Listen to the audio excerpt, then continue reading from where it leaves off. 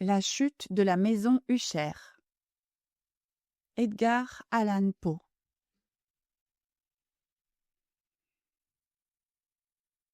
Son cœur est un luth suspendu. Sitôt qu'on le touche, il résonne. De Béranger.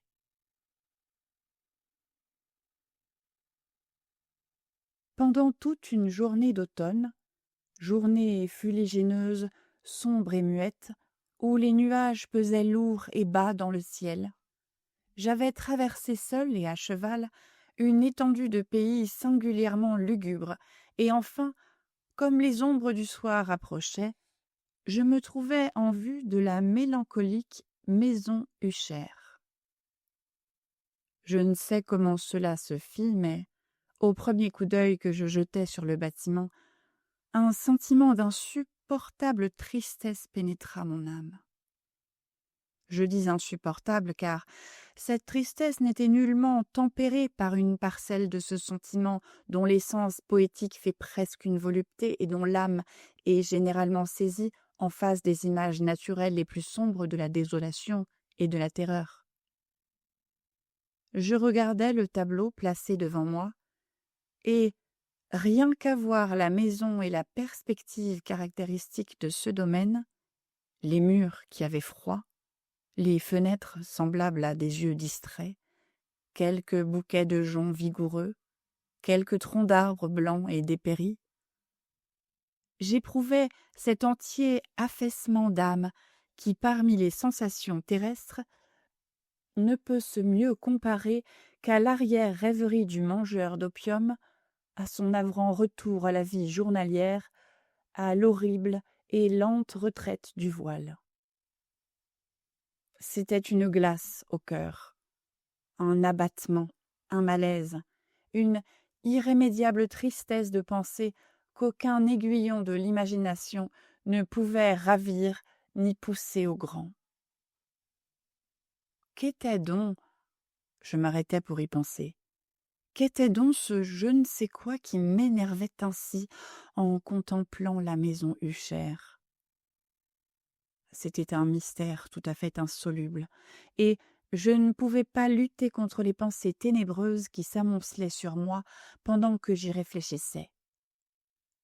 Je fus forcé de me rejeter dans cette conclusion peu satisfaisante qu'il existe des combinaisons d'objets naturels très simples qui ont la puissance de nous affecter de cette sorte, et que l'analyse de cette puissance gît dans des considérations où nous perdrions pied. Il était possible, pensais-je, qu'une simple différence dans l'arrangement des matériaux de la décoration, des détails du tableau, suffit pour modifier, pour annihiler peut-être cette puissance d'impression douloureuse, et, agissant d'après cette idée, je conduisis mon cheval vers le bord escarpé d'un noir et lugubre étang qui, miroir immobile, s'étalait devant le bâtiment. Et je regardais, mais avec un frisson plus pénétrant encore que la première fois, les images répercutées et renversées des joncs grisâtres, des troncs d'arbres sinistres et des fenêtres semblables à des yeux sans pensée. C'était néanmoins dans cet habitacle de mélancolie que je me proposais de séjourner pendant quelques semaines. Son propriétaire, Roderick Usher, avait été l'un de mes bons camarades d'enfance, mais plusieurs années s'étaient écoulées depuis notre dernière entrevue. Une lettre cependant m'était parvenue récemment dans une partie lointaine du pays, une lettre de lui, dont la tournure follement pressante n'admettait pas d'autre réponse que ma présence même. L'écriture portait la trace d'une agitation nerveuse. L'auteur de cette lettre me parlait d'une maladie physique aiguë, d'une affection mentale qui l'oppressait et d'un ardent désir de me voir comme étant son meilleur et véritablement son seul ami, espérant trouver dans la joie de ma société quelque soulagement à son mal. C'était le ton dans lequel toutes ces choses et bien d'autres encore étaient dites. C'était cette ouverture d'un cœur suppliant qui ne me permettait pas l'hésitation. En conséquence, J'obéis immédiatement à ce que je considérais toutefois comme une invitation des plus singulières. Quoique dans notre enfance nous eussions été camarades intimes, en réalité, je ne savais pourtant que fort peu de choses de mon ami. Une réserve excessive avait toujours été dans ses habitudes. Je savais toutefois qu'il appartenait à une famille très ancienne qui s'était distinguée depuis un temps immémorial par une sensibilité particulière de tempérament. Cette sensibilité s'était déployée à travers les âges dans de nombreux ouvrages d'un art supérieur et s'était manifestée de vieille date par les actes répétés d'une charité aussi large que discrète, ainsi que par un amour passionné pour les difficultés, plutôt peut-être que pour les beautés orthodoxes, toujours si facilement reconnaissables, de la science musicale. J'avais appris aussi ce fait très remarquable que la souche de la race du Cher, si glorieusement ancienne qu'elle fût, n'avait jamais à aucune époque poussé de branches durables. En d'autres termes, que la famille entière ne s'était perpétuée qu'en ligne directe, qu'à quelques exceptions près très insignifiantes et très passagères. C'était cette absence, pensais-je, tout en rêvant au parfait accord entre le caractère des lieux et le caractère proverbial de la race, et en réfléchissant à l'influence que, dans une longue suite de siècles, l'un pouvait avoir exercée sur l'autre. C'était peut-être cette absence de branche collatérale et la transmission constante de père en fils du patrimoine et du nom qui avait à la longue si bien identifié les deux, que le nom primitif du domaine s'était confondu dans la bizarre et équivoque appellation de maison Hucher, appellation usitée parmi les paysans et qui semblait dans leur esprit enfermer la famille et l'habitation de famille. J'ai dit que le seul effet de mon expérience, quelque peu puérile, c'est-à-dire d'avoir regardé dans l'étang, avait été de rendre plus profonde ma première et si singulière impression.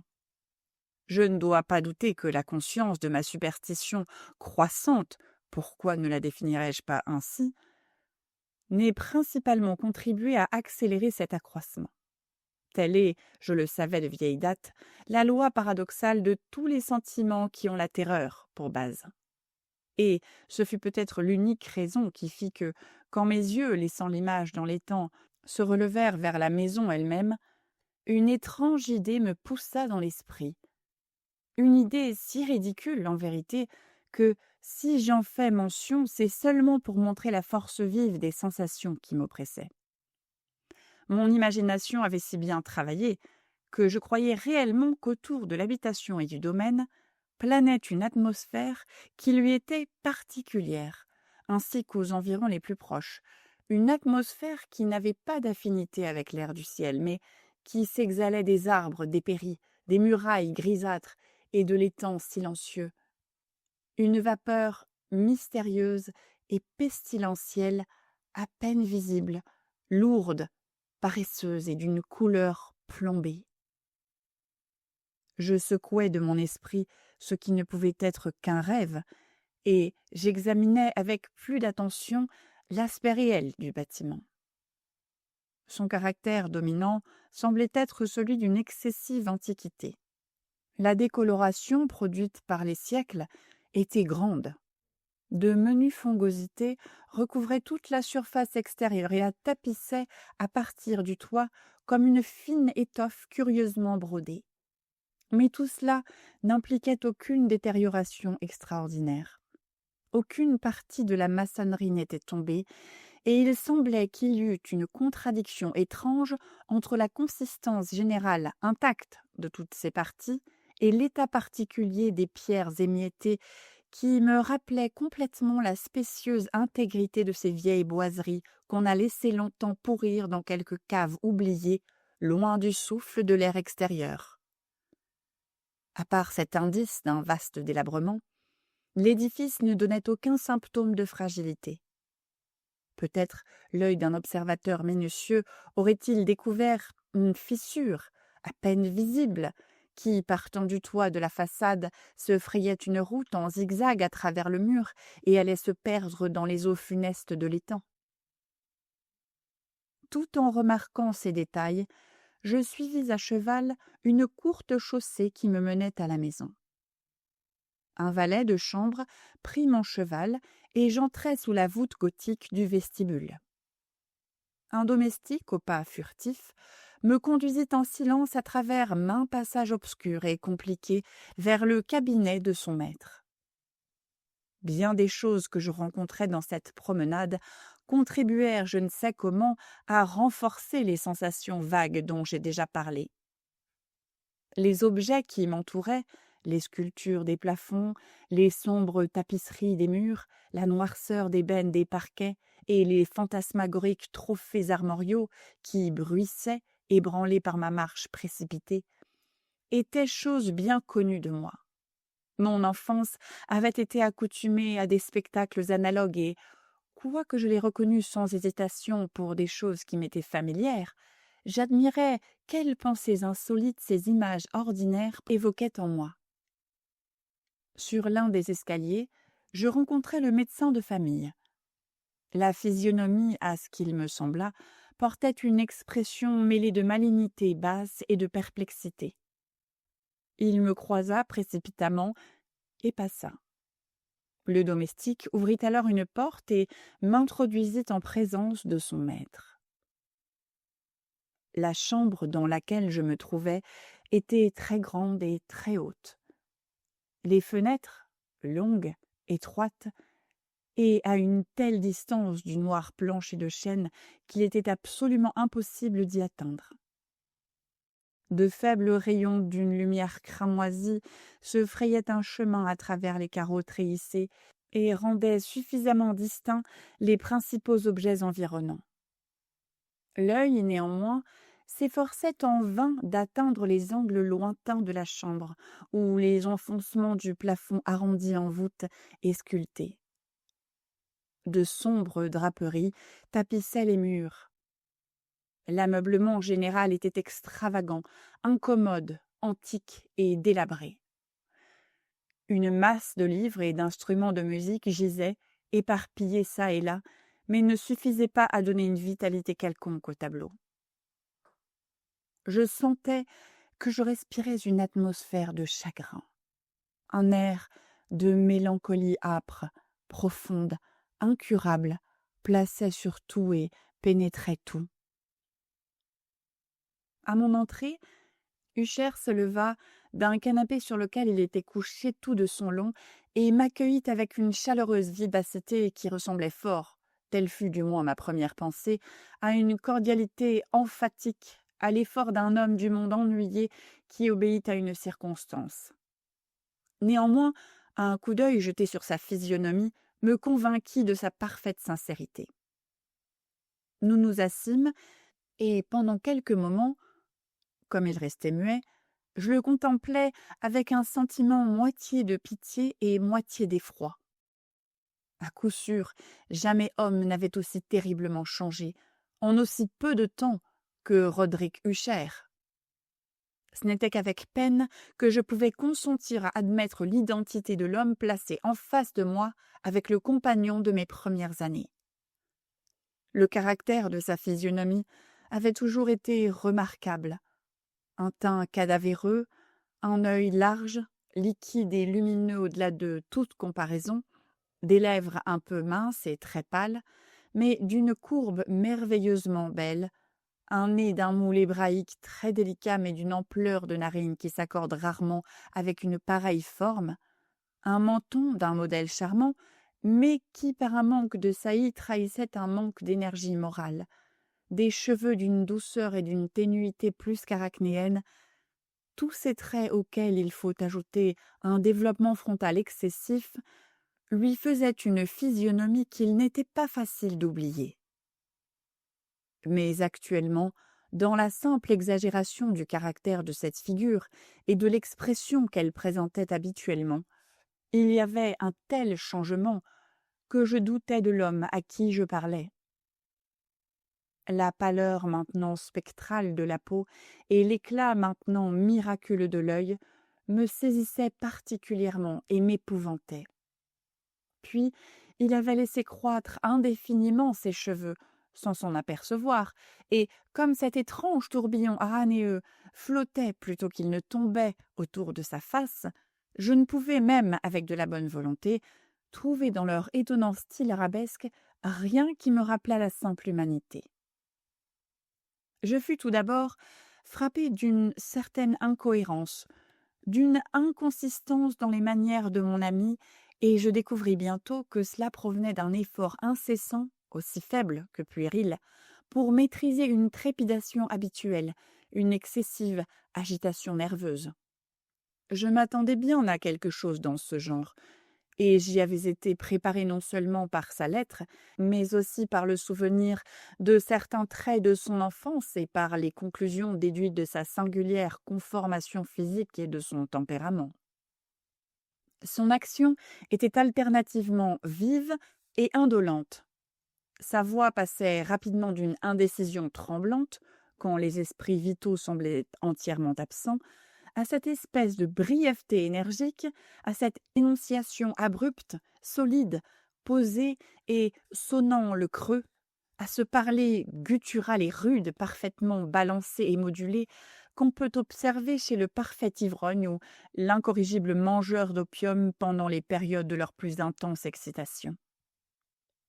Ce fut dans ce ton qu'il parla de l'objet de ma visite, de son ardent désir de me voir et de la consolation qu'il attendait de moi.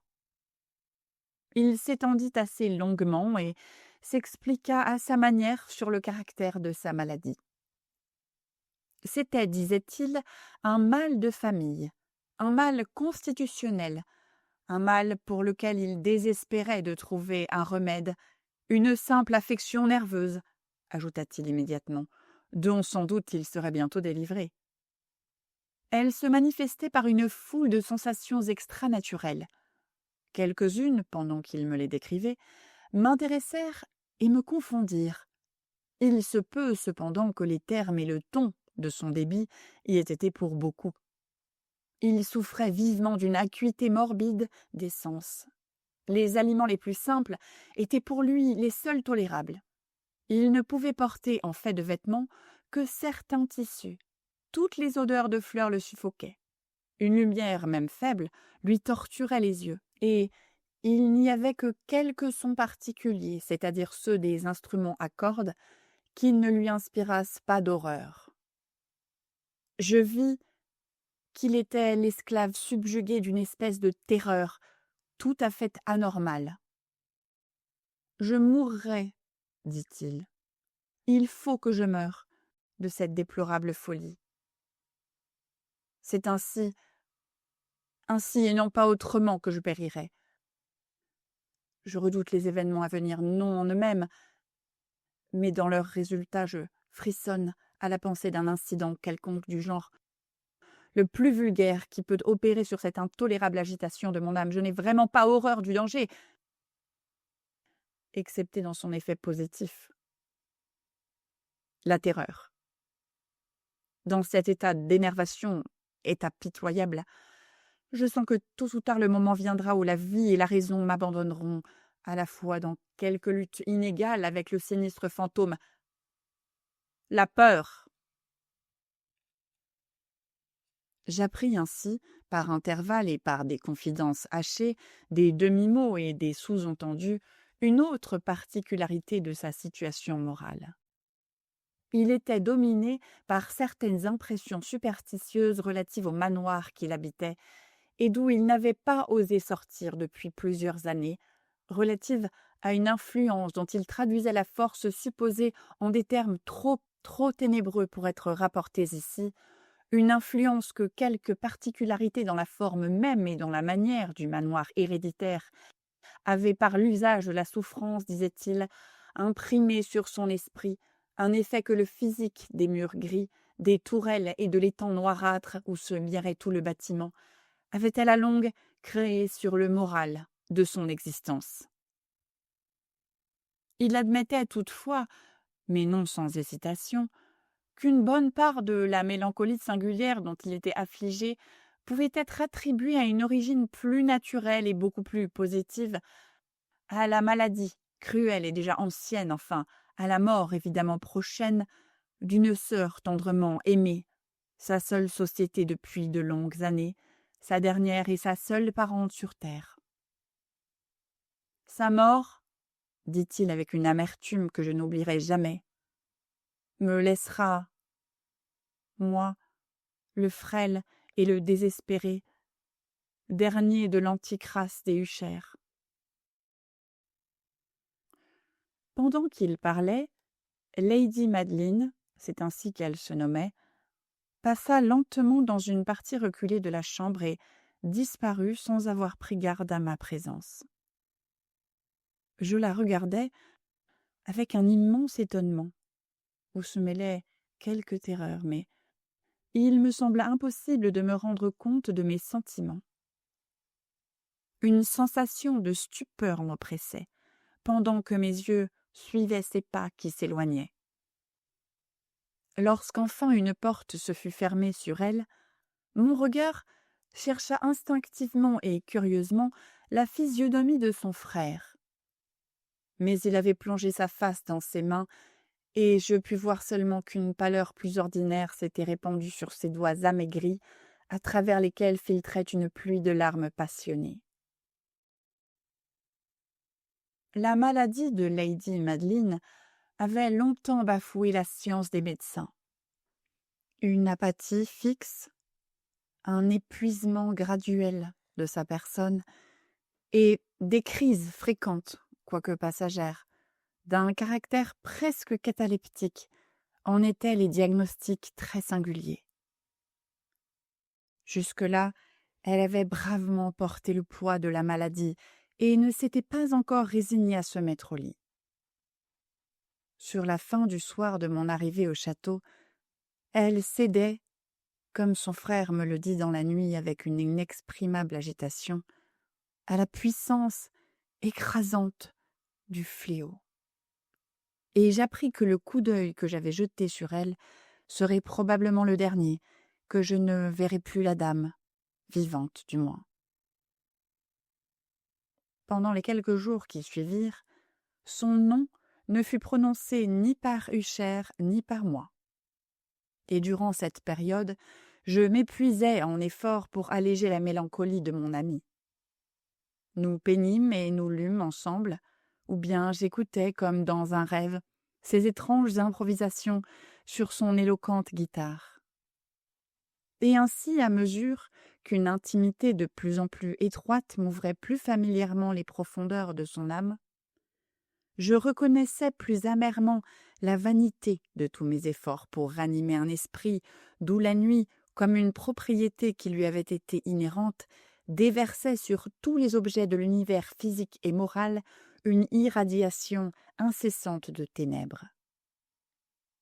Je garderai toujours le souvenir de maintes heures solennelles que j'ai passées seule avec le maître de la maison Usher.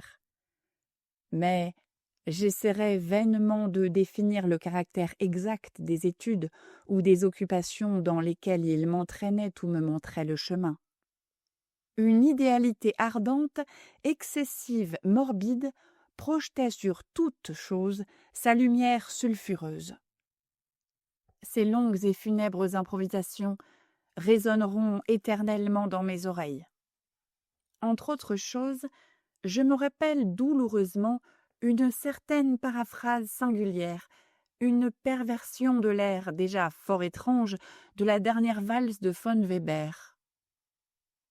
Quant aux peintures que couvait sa laborieuse fantaisie et qui arrivaient touche par touche à un vague qui me donnait le frisson, un frisson d'autant plus pénétrant que je frissonnais sans savoir pourquoi. Quant à ces peintures si vivantes pour moi, que j'ai encore leur image dans les yeux, j'essaierai vainement d'en extraire un échantillon suffisant qui pût tenir dans le compas de la parole écrite. Par l'absolue simplicité, par la nudité de ses dessins, il arrêtait, il subjuguait l'attention. Si jamais mortel peignit une idée, ce mortel fut Roderick Usher. Pour moi, du moins, dans les circonstances qui m'entouraient, il s'élevait des pures abstractions que l'hypocondriaque s'ingéniait à jeter sur sa toile, une terreur intense, irrésistible, dont je n'ai jamais senti l'ombre dans la contemplation des rêveries de Fuseli lui-même, éclatante sans doute, mais encore trop concrète. Il est une des conceptions fantasmagoriques de mon ami où l'esprit d'abstraction n'avait pas une part aussi exclusive et qui peut être esquissée, quoique faiblement, par la parole. C'était un petit tableau représentant l'intérieur d'une cave ou d'un souterrain immensément long, rectangulaire, avec des murs bas, polis, blancs sans aucun ornement, sans aucune interruption. Certains détails accessoires de la composition servaient à faire comprendre que cette galerie se trouvait à une profondeur excessive au-dessous de la surface de la terre. On n'apercevait aucune issue dans son immense parcours. On ne distinguait aucune torche, aucune source artificielle de lumière et, cependant, une effusion de rayons intenses roulait de l'un à l'autre bout et baignait le tout dans une splendeur fantastique et incompréhensible. J'ai dit un mot de l'état morbide d'une air acoustique qui rendait pour le malheureux toute musique intolérable excepté certains effets des instruments à cordes. C'étaient peut-être les étroites limites dans lesquelles il avait confiné son talent sur la guitare qui avaient en grande partie imposé à ses compositions leur caractère fantastique. Mais quant à la brûlante facilité de ses improvisations, on ne pouvait s'en rendre compte de la même manière. Il fallait évidemment qu'elles fussent, et elles étaient, en effet, dans les notes aussi bien que dans les paroles de ces étranges fantaisies, car il accompagnait souvent sa musique de paroles improvisées et rimées. Le résultat de cet intense recueillement et de cette concentration des forces mentales, qui se manifestent, comme je l'ai déjà dit, que dans des cas particuliers de la plus haute excitation artificielle. D'une de ces rhapsodies, je me suis rappelé facilement les paroles. Peut-être m'impressionna-t-elle plus fortement quand il me la montra parce que, dans le sens intérieur et mystérieux de l'œuvre, je découvris pour la première fois qu'Usher avait pleine conscience de son état, qu'il sentait que sa sublime raison chancelait sur son trône. Ces vers, qui avaient pour titre le palais hanté, étaient à très peu de choses près, tels que je les cite. Dans la plus verte de nos vallées, par les bons anges habités, autrefois un beau et majestueux palais, un rayonnant palais dressait son front. C'était dans le domaine d'une monarque pensée, c'était là qu'il s'élevait. Jamais Séraphin ne déploya son aile sur un édifice à moitié aussi beau. Des bannières blondes, superbes, dorées, à son dôme flottaient et ondulaient. C'était, tout cela, c'était dans le vieux temps, dans le très vieux temps. Et à chaque douce brise qui se jouait dans ces suaves journées, le long des remparts chevelus et pâles s'échappait un parfum ailé. Les voyageurs dans cette heureuse vallée, à travers 2 fenêtres lumineuses, voyaient des esprits qui se mouvaient harmonieusement au commandement d'un luth bien accordé, tout autour d'un trône où siégeant un vrai Porphyrogenète celui-là. Dans un apparat digne de sa gloire apparaissait le maître du royaume. Et toute étincelante de nacre et de rubis était la porte du beau palais, par laquelle coulait à flots, à flots, à flots, et pétillait incessamment une troupe d'échos dont l'agréable fonction était simplement de chanter, avec des accents d'une exquise beauté, l'esprit et la sagesse de leur roi. Mais des êtres de malheur, en robe de deuil, ont assailli la haute autorité du monarque. Ah, pleurons, car jamais l'aube d'un lendemain ne brillera sur lui le désolé. Et tout autour de sa demeure, la gloire qui s'empourprait et florissait n'est plus qu'une histoire, souvenir ténébreux des vieux âges défunts. Et maintenant les voyageurs dans cette vallée, à travers les fenêtres rougeâtres, voient de vastes formes qui se meuvent fantastiquement, au son d'une musique discordante, pendant que comme une rivière rapide et lugubre à travers la porte pâle, une hideuse multitude se rue éternellement, qui va éclatant de rire, ne pouvant plus sourire. Je me rappelle fort bien que les inspirations naissant de cette ballade nous jetèrent dans un courant d'idées au milieu duquel se manifesta une opinion d'Ussher que je cite, non pas tant en raison de sa nouveauté, car d'autres hommes ont pensé de même, qu'à cause de l'opiniâtreté avec laquelle il la soutenait. Cette opinion, dans sa forme générale, n'était autre que la croyance à la sensitivité de tous les êtres végétaux. Mais dans son imagination déréglée, l'idée avait pris un caractère encore plus audacieux et empiétait dans de certaines conditions jusque sur le règne inorganique. Les mots me manquent pour exprimer toute l'étendue, tout le sérieux, tout l'abandon de sa foi. Cette croyance, toutefois, se rattachait, comme je l'ai déjà donné à entendre, aux pierres grises du manoir de ses ancêtres. Ici, les conditions de sensitivité étaient remplies, à ce qu'il imaginait, par la méthode qui avait présidé à la construction, par la disposition respective des pierres, aussi bien que de toutes les fongosités dont elles étaient revêtues, et des arbres ruinés qui s'élevaient alentour, mais surtout par l'immutabilité de cet arrangement et par sa répercussion dans les eaux dormantes de l'étang. La preuve de cette sensitivité se faisait voir, disait-il, et je l'écoutais alors avec inquiétude, dans la condensation graduelle mais positive au-dessus des eaux, entre les murs, d'une atmosphère qui leur était propre. Le résultat, ajoutait-il, se déclarait dans cette influence muette mais importune et terrible, qui, depuis des siècles, avait pour ainsi dire moulé les destinées de sa famille, et qui le faisait lui tel que je le voyais maintenant, tel qu'il était. De pareilles opinions n'ont pas besoin de commentaires et je n'en ferai pas.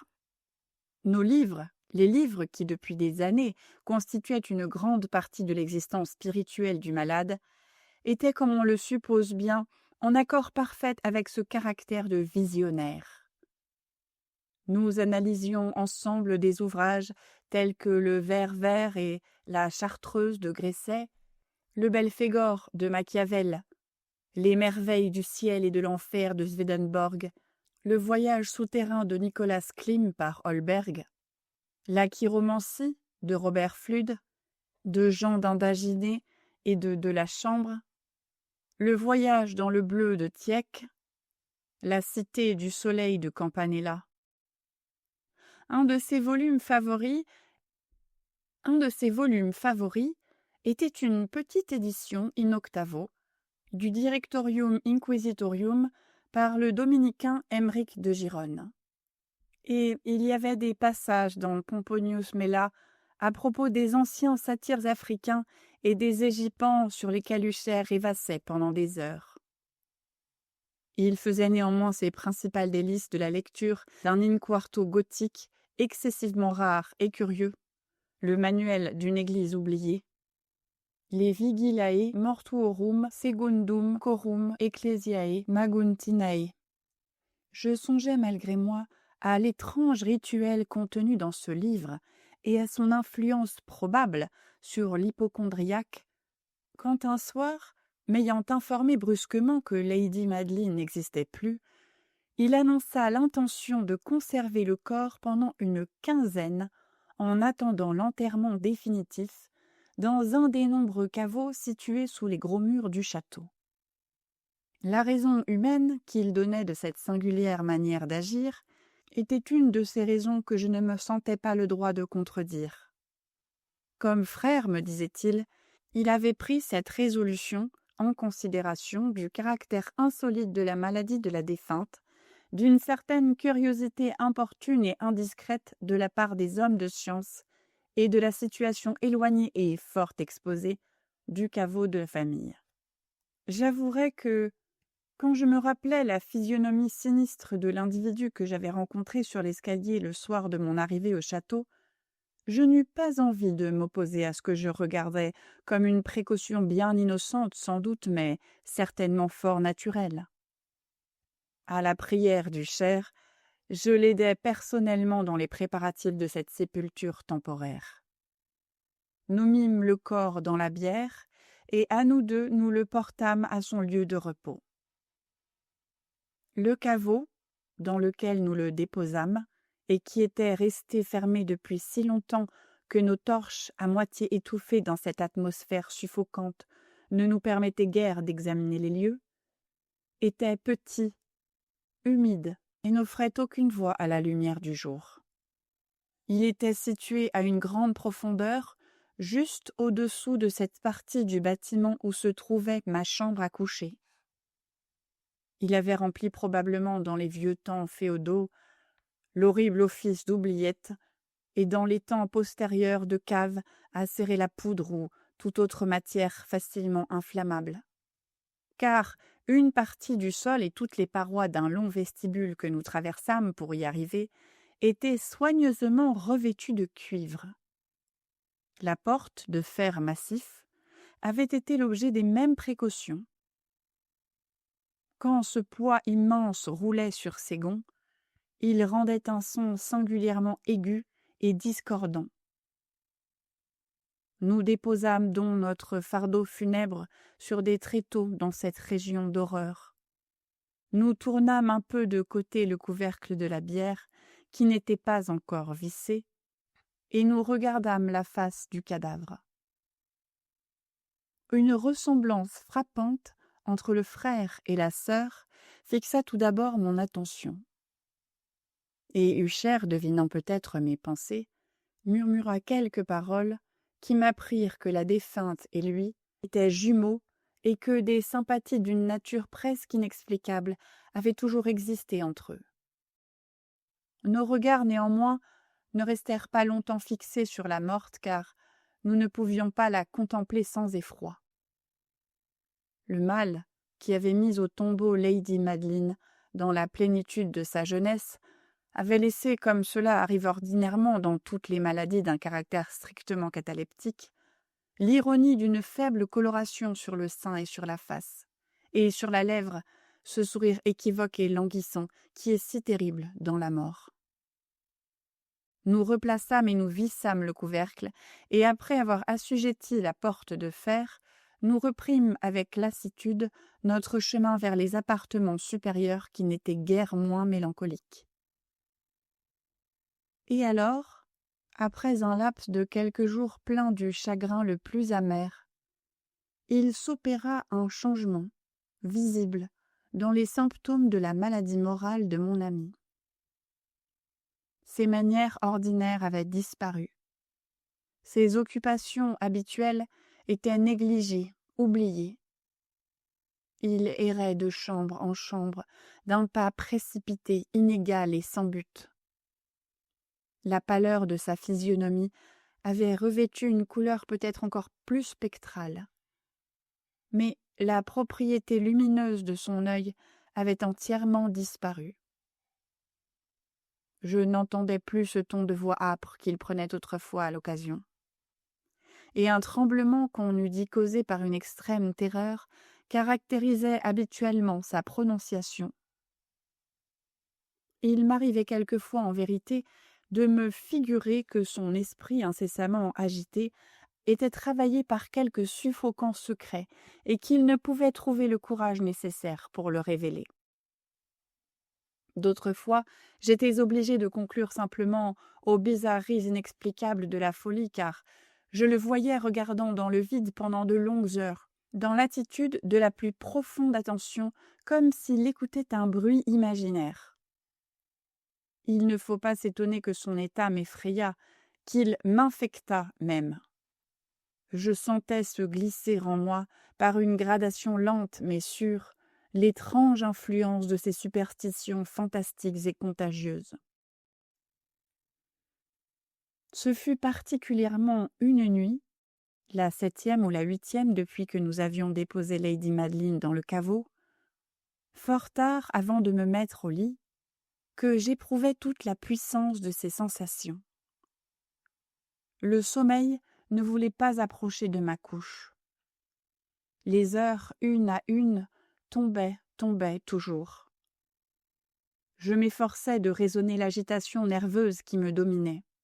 J'essayais de me persuader que je devais ce que j'éprouvais en partie, sinon absolument, à l'influence prestigieuse du mélancolique ameublement de la chambre, des sombres draperies déchirées qui, tourmentées par le souffle d'un orage naissant, vacillaient çà et là sur les murs, comme par accès, et bruissaient douloureusement autour des ornements du lit.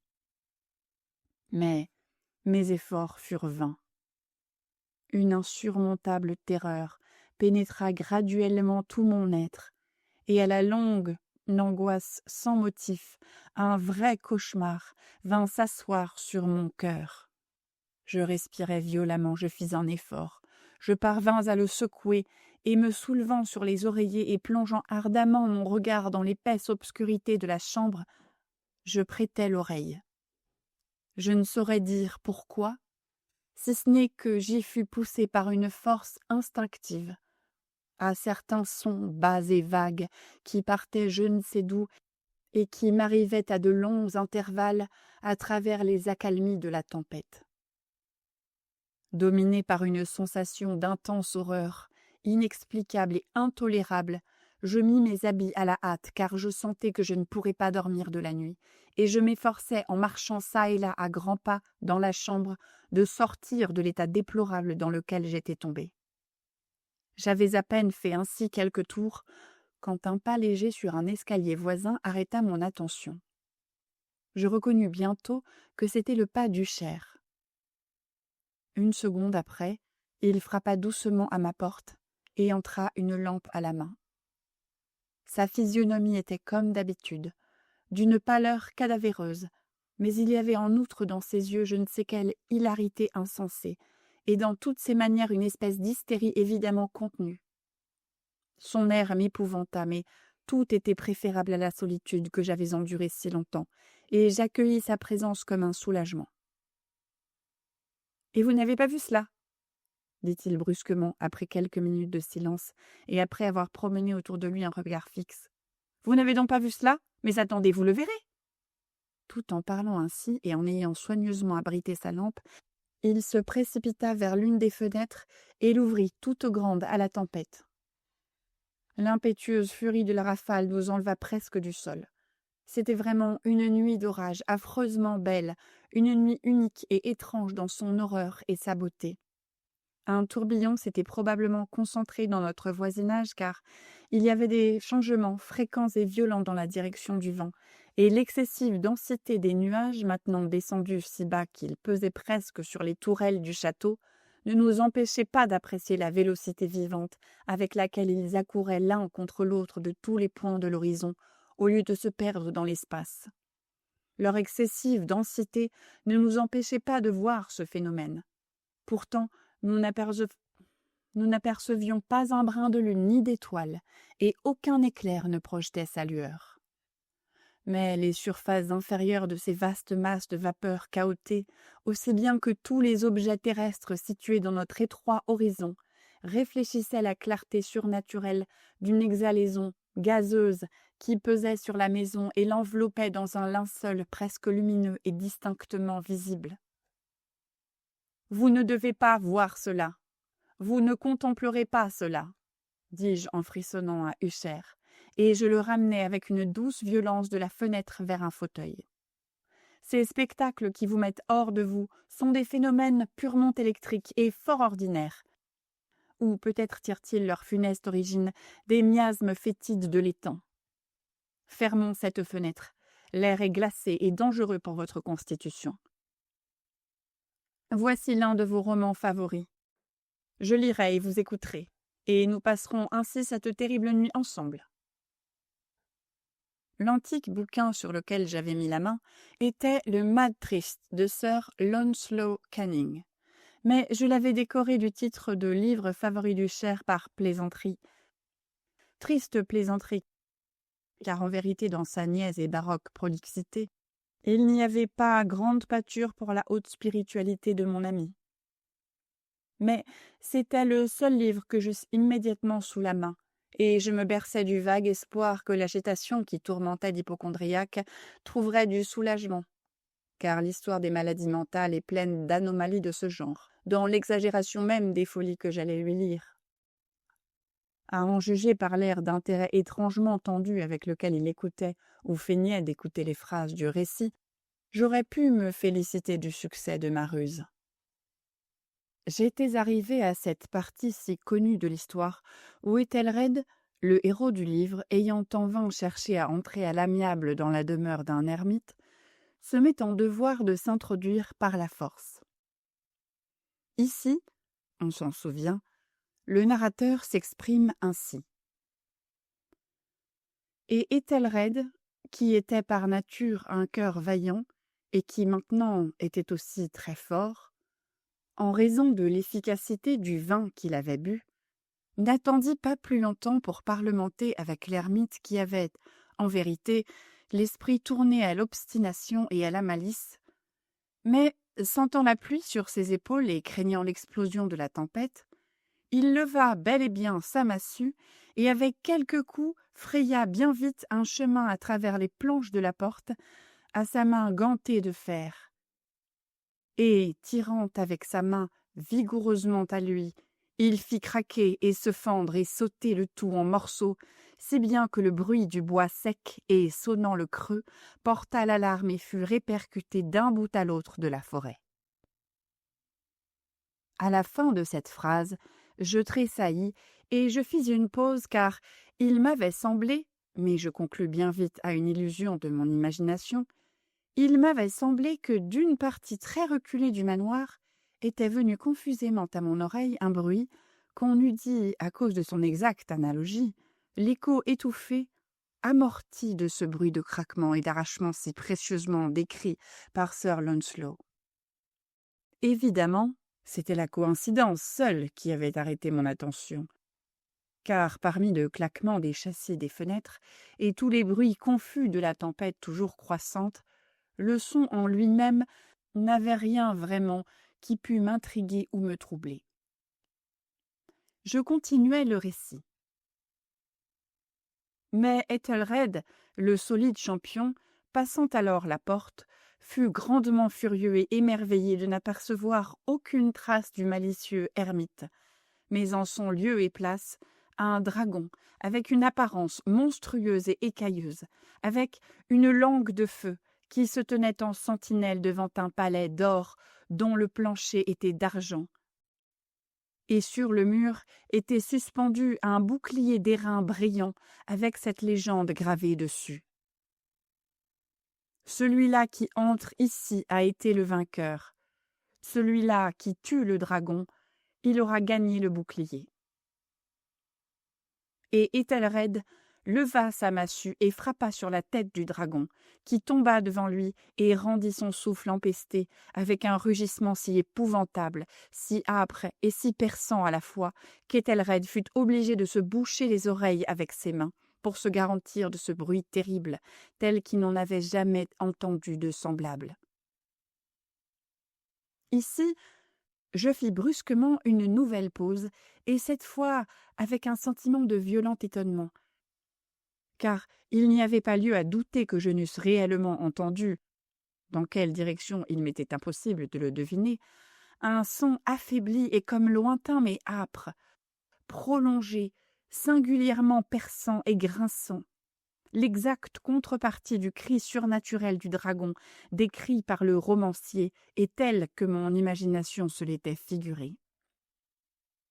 Oppressée, comme je l'étais évidemment lors de cette seconde et très extraordinaire coïncidence, par 1000 sensations contradictoires, parmi lesquelles dominaient un étonnement et une frayeur extrême, je gardais néanmoins assez de présence d'esprit pour éviter d'exciter par une observation quelconque la sensibilité nerveuse de mon camarade.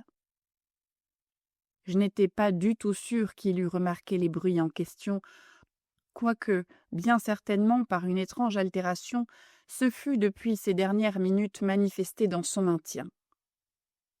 De sa position primitive, juste vis-à-vis de moi, il avait peu à peu tourné son fauteuil, de manière à se trouver assis la face tournée vers la porte de la chambre, en sorte que je ne pouvais pas voir ses traits d'ensemble, quoique je m'aperçusse bien que ses lèvres tremblaient, comme si elles murmuraient quelque chose d'insaisissable.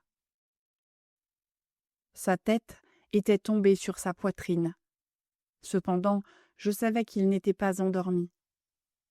L'œil que j'entrevoyais de profil était béant et fixe. D'ailleurs, le mouvement de son corps contredisait aussi cette idée, car il se balançait d'un côté à un autre avec un mouvement très doux, mais constant et uniforme. Je remarquai rapidement tout cela et repris le récit de Sir Lancelot, qui continuait ainsi. Et maintenant le brave champion, ayant échappé à la terrible furie du dragon, se souvenant du bouclier d'airain et que l'enchantement qui était dessus était rompu, écarta le cadavre de devant son chemin et s'avança courageusement sur le pavé d'argent du château, vers l'endroit du mur où pendait le bouclier, lequel, en vérité, n'attendit pas qu'il fût arrivé tout auprès, mais tomba à ses pieds sur le pavé d'argent, avec un puissant et terrible retentissement.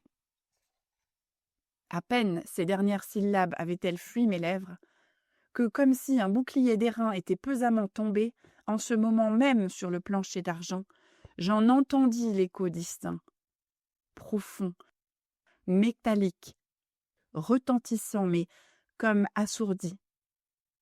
J'étais complètement énervée, je sautais sur mes pieds, mais Usher n'avait pas interrompu son balancement régulier. Je me précipitai vers le fauteuil où il était toujours assis. Ses yeux étaient braqués droit devant lui, et toute sa physionomie était tendue par une rigidité de pierre.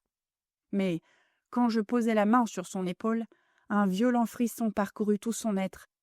Un sourire malsain trembla sur ses lèvres, et je vis qu'il parlait bas, très bas. Un murmure précipité et inarticulé, comme s'il n'avait pas conscience de ma présence. Je me penchai tout à fait contre lui, et enfin je dévorai l'horrible signification de ces paroles. « Vous n'entendez pas. Moi j'entends. Et j'ai entendu pendant longtemps, longtemps, bien des minutes, bien des heures, bien des jours. J'ai entendu, mais je n'osais pas. Oh, pitié. Pour moi, misérable, infortuné que je suis, je n'osais pas parler. Nous l'avons mise vivante dans la tombe. Ne vous ai-je pas dit que mes sens étaient très fins? Je vous dis maintenant que j'ai entendu ces premiers faibles mouvements dans le fond de la bière. Je les ai entendus. Il y a bien des jours, mais je n'osais pas parler. Et maintenant, cette nuit, Delred, la porte de l'ermite enfoncée, le râle du dragon et le retentissement du bouclier, dites plutôt le bruit de sa bière, et le grincement des gonds de fer de sa prison et son affreuse lutte. Dans le vestibule de cuivre. Où fuir? Ne sera-t-elle pas ici tout à l'heure? N'arrive-t-elle pas pour me reprocher ma précipitation? Ici, il se dressa, furieusement sur ses pieds, et hurla ces syllabes, comme si, dans cet effort suprême, il rendait son âme. « Insensé! Je vous dis qu'elle est maintenant derrière la porte !» À cet instant même, Comme si l'énergie surhumaine de sa parole eût acquis toute la puissance d'un charme, les vastes et les antiques panneaux que désignait Usher entr'ouvrirent lentement leurs lourdes mâchoires d'ébène.